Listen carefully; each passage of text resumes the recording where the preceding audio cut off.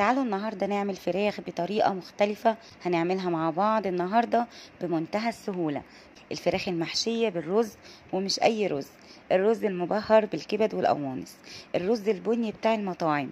وهنعرف مع بعض ايه سر طعامته ولونه البني الجميل والبهارات بتاعته. بجد الفراخ في منتهى الجمال. لما تعمليها بالطريقة دي هتعتمديها.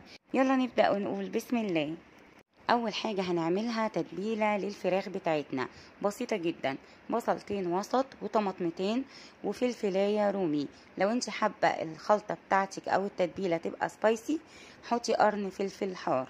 ومعايا كمان معلقة ملح ومعلقة فلفل اسود وبهارات 7 معلقة ومعلقة صغيرة من القرفة. هتدي طعم وريحة للتتبيلة تحفة. هضربها كويس بقى قوي في الكبة، نعميها خالص زي ما انتوا شايفين كده. وخدي بقى التتبيله، الحكايه دي ريحتها تجنن، وادعكي بيها الفراخ من جوه ومن بره ومن تحت الجلد. هتديكي طعم حلو قوي. والتتبيله دي ونفس الخطوات تنفع للحمام والفراخ البيضاء. انا هنا عندي الفراخ بتاعتي فراخ بلدي بداره، فراخ حشو، يعني بتبقى الفرخة من كيلو لكيلو وربع بالكتير قوي. قولي بتاع الفراخ انه يورق لك كده ما بين الجلد بتاع الفراخ ويسيب لك الرقبة مقفولة علشان خاطر الرز والحشو ما يخرجش منها.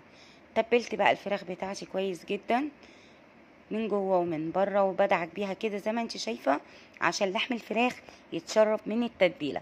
وهسيبها بقى على جنب. وتعالي بقى نعمل احلى واطعم رز مبهر بالكبد والقوانص. حله على النار او طاسه، حطيت فيها 3 معالق كبار من الزيت ومعلقه كبيره من السمنه.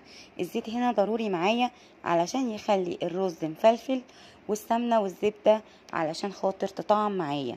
جبت اول حاجه القوانص والكبد بتاعه الفراخ وقطعتهم قطع صغيره، وطبعا مغسولين كويس جدا بنفس طريقه غسل الفراخ.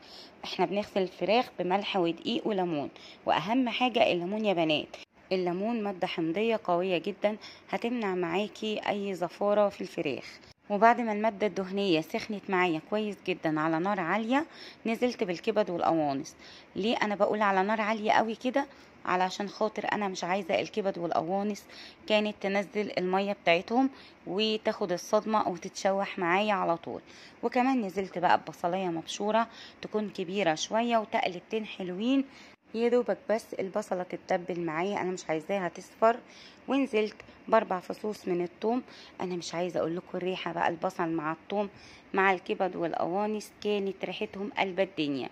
هنزل بقى بالبهارات بتاعتي، ملح وفلفل والبهارات ال7 ومعلقه من البابريكا ومعلقه صغيره من القرفه.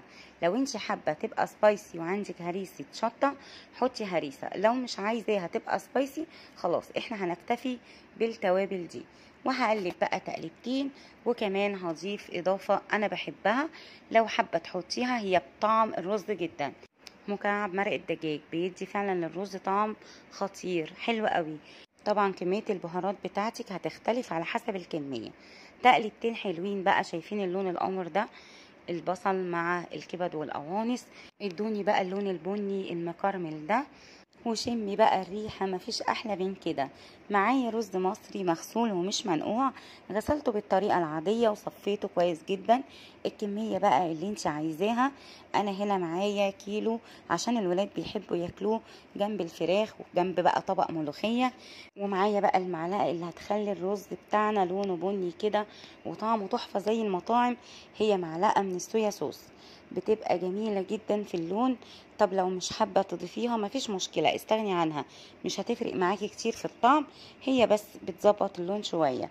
وتكت بيبو بقى معلقة صغيرة من السكر، بتدي كده توازن للطعم وبتخلي طعم الرز بتاعي حلو جدا. بعد بقى ما شوحت الرز كويس قوي هنزل بالمية السخنة، ما ينفعش ابدا انزل بمية باردة خالص. هنزل عليه بمقدار المية المناسب واسيب الرز من غير ما اغطي عليه لحد ما يتشرب المية بتاعته، وتكون التسوية بتاعته 3/4 سوا. 3/4 سوا يعني ايه؟ يعني امسك الرزاية واقطمها تبقى مستوية من بره بس قلبها جامد وني كده. الرز بتاعي كده بقى تمام وجاهز للحشو. هطلع بقى على قد ما انا عايزه احشي واسيبه يبرد قبل الحشو. وباقي خلطه الرز هغطي عليها واوطي عليها نار هاديه، هتطلع معايا مفلفله زي تسويه الرز العادي بالظبط. نيجي بقى للحشو. والفراخ بتاعتي اتطعمت من التتبيله. هبدا بقى احشي الفرخه من تحت الصدر، برفع الجلد واحط الرز بالشكل ده. واهم حاجه ما تمليش الرز قوي علشان ما يفرقعش. وانتي بتحشي بطاطي كده وافردي بايدك، وبلاش يبقى شكله كوره مكعوره علشان يبقى شكله حلو. وبحشي بقى بطن الفرخة، وبرضو مش هملاها على الاخر عشان الرز ما ينفش معايا، لانه الرز كمان 3/4 تسوية فهيزيد حجمه. وكمان علشان ما يعجنش مني اسيب له مساحة كده عشان يستوي براحته. الطريقة دي انا بستخدمها لحشو الفراخ، لحشو البط، لحشو الحمام، نفس الطريقة ونفس التكات. هنضف بقى الفرخة بتاعتي من الرز اللي بره كده، واكتف الرجل بتاع الفرخة علشان الرز ما يخرجش منها. ومعايا كمان الاكياس الحرارية دي هتلاقيها عند اي بتاع ورقيات او منظفات او سوبر ماركت، بتبقى احجام. في منها الميديم بيبقى فيه 5 اكياس في العبوة، وفي اللارج بتبقى حوالي كيسين او 3 اكياس. بس انا بفضل ان انتي كل فرخة تحطيها في كيس لوحدها، ده بيكون افضل. بتبطنيه بقى بالدقيق وبتحطي الفرخة بتاعتك، وكمان الرابطة دي هي بتكون جاية معاه. وبشك بقى الكيس الحراري كده بالسكينة كويس كده، شكتين 3 علشان خاطر ما يفرقعش معايا في السوا. كده خلاص انا خلصت الفرختين بتوعي. واهم حاجة زي ما قلتلك بطني الكيس الحراري بالدقيق. وفي طاجن بايركس او صينيه او صاج بيدخل الفرن حطيت ميه سخنه حوالي كوبايه. تعالوا بقى نشوف التسويه في الفرن بتاعتي هتكون ازاي. اول حاجه الفرن يبقى على درجه حراره عاليه 200، يعني اعلى من المتوسط شويه.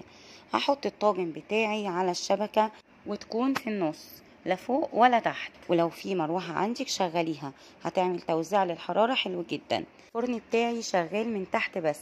الفراخ اخدت معايا حوالي ساعة و10 دقايق.